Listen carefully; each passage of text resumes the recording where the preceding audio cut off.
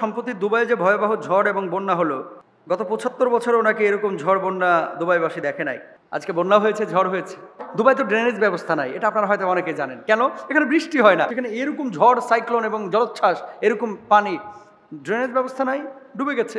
যে আরব বিশ্বের যে চিত্র এখন দেখা যাচ্ছে, আজাব আসতে কিন্তু মনে হয় বেশি সময় নেবে না। তবে দুবাইয়ে যে পাপগুলো বর্তমানে হয়েছে, দুবাইয়ে যে পাপ বর্তমানে হচ্ছে বা হয়েছে, দুবাইয়ের মতো জায়গা শুধু না, মিডিল ইস্টের যে সমস্ত জায়গাগুলোতে এই কাজগুলো হচ্ছে, আল্লাহ রাব্বুল আলামিন আযাব আরো দেবেন যদি সতর্কতা অবলম্বন না করে। কি পাপ দুবাই হচ্ছে না বলেন তো? দুবাই মসজিদ আছে, কিন্তু প্রচুর মসজিদ, কিন্তু নামাজ যে পড়ে, কয়টা নামাজ পড়ে? রাস্তায় কেউ আপনাকে বাধা দিবে না, আপনি যদি ওপেন দাঁড়ায় মদ খান কেউ বাধা দিবে না। আপনি জানেন জুমার খুতবা সরকার লিখে দেয়, যা বলবে ওটাই বলতে হবে, নিজের থেকে বানায় একটা শব্দ উচ্চারণ করতে পারবেন না। কোথায় পাইছেন মেয়েগুলা?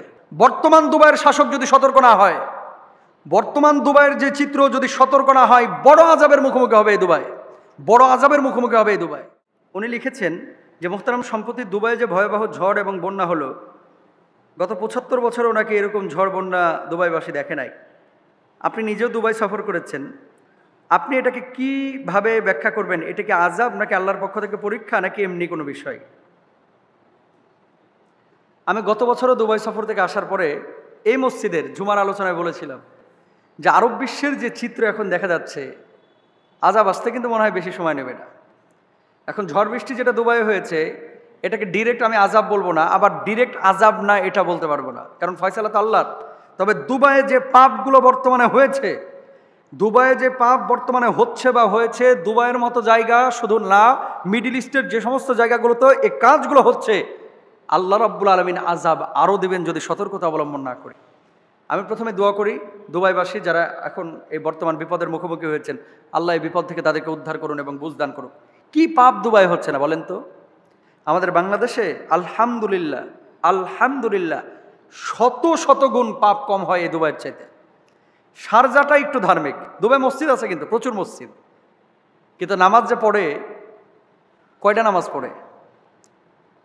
বাংলাদেশে রাস্তায় ওপেন, কিন্তু আপনি ওই বডি মেসেজ করা মেয়েদের পার্লার পাবেন না।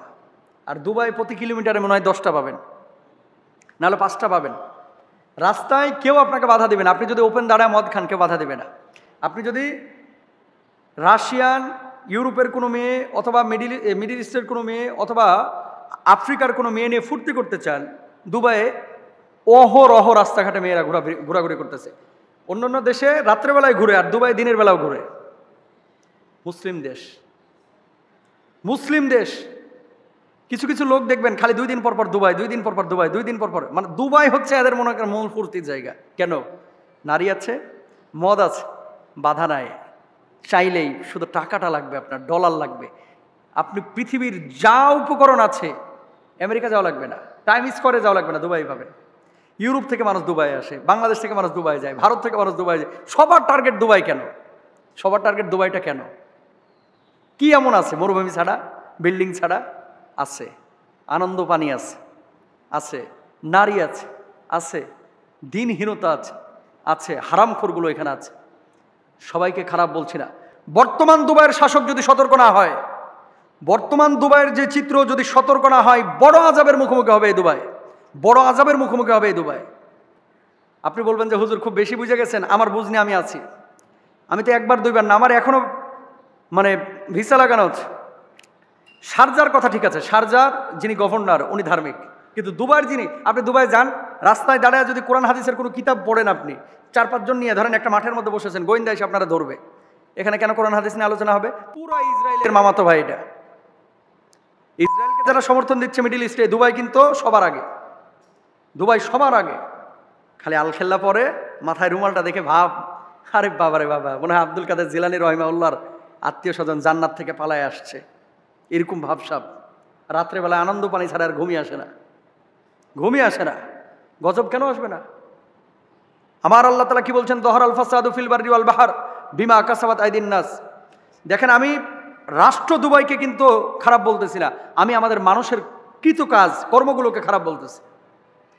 শাইখের সাথে এক হোটেলে আমরা বসেছিলাম, একজন আরবি মানে বাঙালি, দুবার বড় বড় জায়গায় কিন্তু বাঙালি ইমামরা আছে। আপনি জানেন জুমার খুতবা সরকার লিখে দেয়, যা বলবে ওটাই বলতে হবে, নিজের থেকে বানায় একটা শব্দ উচ্চারণ করতে পারবেন না।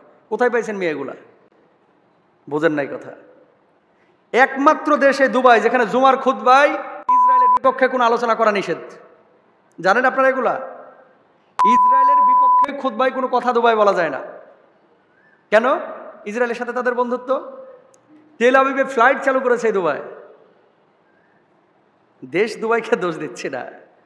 আমি বলতে চাচ্ছি আমাদের টার্গেট কি ছিল, আমরা কোথায় যাচ্ছি, কেন আমরা এমনটা করতেছি? আজকে বন্যা হয়েছে, ঝড় হয়েছে, একটাবার চিন্তা করেন তো, আল্লাহ যদি বড় ভূমিকম্প দিয়ে ৭৫ বছরেও মানুষের, দুবাই তো ড্রেনেজ ব্যবস্থা নাই, এটা আপনারা হয়তো অনেকে জানেন। কেন? এখানে বৃষ্টি হয় না। আরব বিশ্বের মানুষের বৃষ্টি যদি একটু দেখেছে তাহলে এরা নাচানাচি শুরু করে ঘরের মধ্যে। কেন? বৃষ্টি দেখে না তো, মরুভূমির মধ্যে বৃষ্টি পাবে কোথায়? সেখানে এরকম ঝড়, সাইক্লোন এবং জলোচ্ছ্বাস, এরকম পানি, ড্রেনেজ ব্যবস্থা নাই, ডুবে গেছে। একটাবার কল্পনা করেন, যে আল্লাহ মরুভূমির মধ্যে এত বৃষ্টি দিতে পারে, সে আল্লাহ বড় সড়ো ভূমিকম্প দিলে বুর্জ খলিফার অবস্থাটা কি হবে কল্পনা করতে পারেন? আল্লাহ না করুক, যদি বড় ভূমিকম্প হয়, এই দুবাইয়ের বুকেই কয়েক লাখ মানুষ মুহূর্তের মধ্যে মারা যাবে। ঢাকা সিটি যেরকম গ্যাদারিং, প্রচুর মানুষ বসবাস করে, দুবাই এত মানুষ বসবাস করে না, কিন্তু যে বিল্ডিংগুলো, ইন্টারন্যাশনাল কমার্শিয়াল স্পেস কিন্তু হচ্ছে এই দুবাই। সুতরাং আমরা ছোটোখাটো মানুষ, আমাদের কথাগুলো মানুষ কে আমলে নেবে? কেউ নেবে না। আল্লাহ তাআলা বলেছেন, দহরাল ফাসাদু ফিল বাররি ওয়াল বাহরি বিমা কাসাবাত আইদিন নাস। এই সমস্ত জিনিসগুলো মানুষের কৃতকর্মের ফসল। আপনি এত পাপ কেন করেন? এই দুবাই হিন্দুদের মন্দির বানানোর জন্য বিশাল করে আয়োজন করে জায়গা ছেড়ে দিয়েছে, জানেন আপনারা? এই দুবাই, হ্যাঁ, মন্দিরে পূজা করতেই পারে, এটা হিন্দুর স্বাধীনতা আছে, কিন্তু আপনি ঘটা করে নিজের স্বার্থ হাসিলের জন্য এত বিশাল আকারের। আবার আরেকটা বিষয় আপনাদেরকে বলি, কিছু কিছু জিনিস হৃদয় রক্তক্ষরণ হয়। এই যে আপনারা যে শেখ জায়েদ মসজিদ, এটা তো আমি গিয়েছি আবুধাবির, শেখ জায়েদ মসজিদ গুগলে লিখবেন, পাবেন। পৃথিবীর সবচেয়ে সুন্দর মসজিদ এটা। কয়েক হাজার কোটি টাকা খরচ করা হয়েছে। ওরা তো আর টাকার হিসাব করে না, ডলারের। প্রত্যেকটা জিনিস আপনারা গুগলে দেখলে টাসকি খেয়ে যাবেন এই মসজিদের। অথচ এই মসজিদে আমি 20 জনের ওপরে সিকিউরিটি গার্ডকে জিজ্ঞেস করেছি, তোমার নাম কি? অধিকাংশই হিন্দু। মসজিদের সিকিউরিটি গার্ড সব হিন্দু। কোথা থেকে এসেছো? নেপাল থেকে এসেছি। কোথা থেকে এসেছো? দিল্লি থেকে এসেছি। কোথা থেকে এসেছো? মুম্বাই থেকে এসেছি। আরে হারামখোর, মসজিদের সিকিউরিটি গার্ড মুসলমান কি নাই? বাংলাদেশের লাখ লাখ শ্রমিক এখানে কাজ করতেছে, পাকিস্তানের লাখ লাখ শ্রমিক কাজ করতেছে, দুবাইয়ের এই সমস্ত শেখগুলা, এদের মাথা ভাই গেছে গাওলায়া, লাল পানি খায়া খায় এরা শেষ। নাহলে মসজিদের সিকিউরিটি গার্ড, এই জায়েদ মসজিদের সিকিউরিটি গার্ড কেন অমুসলিম হবে? হিন্দুর মন্দিরের দায়িত্ব হিন্দুরা নিবে, খ্রিস্টানের গির্জার দায়িত্ব খ্রিস্টানরা নিবে, আমার মসজিদের দায়িত্ব কেন অমুসলিমরা নিবে? প্রশ্ন জাগে না? এদেরকে কোনো কথা বলতে পারবেন না। টাকা টাকা টাকা, পাওয়ার, দুনিয়া দুনিয়া দুনিয়া, সব বুঝে তারা।